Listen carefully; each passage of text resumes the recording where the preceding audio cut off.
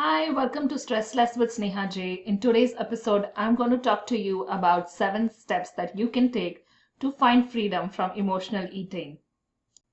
Step 1, awareness. Awareness is key when it comes to finding freedom from emotional eating. But what do you need awareness of? Awareness of your triggers, awareness of how you feel when you eat something, before you eat something and after you eat something, awareness of different events that happen that lead you to eating something.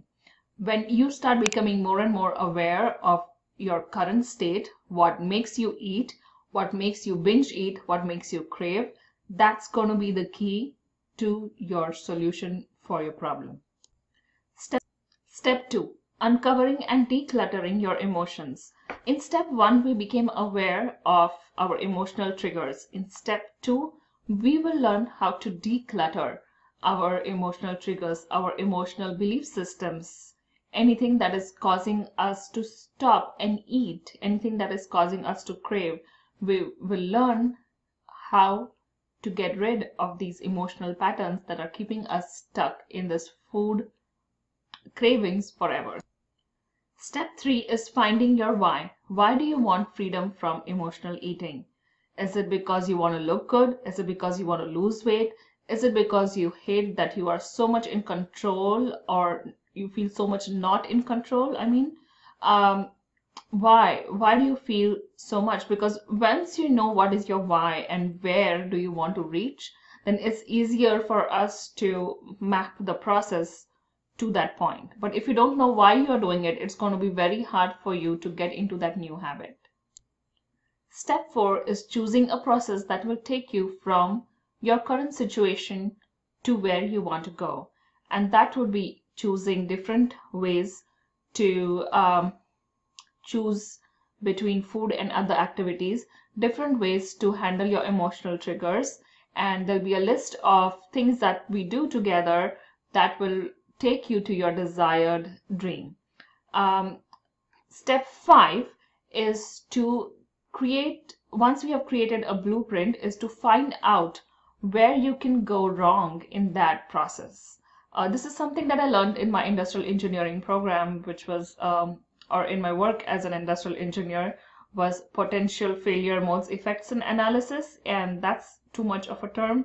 But what that means is to find different ways that a process will fail and then try to implement things that will stop that failure from happening.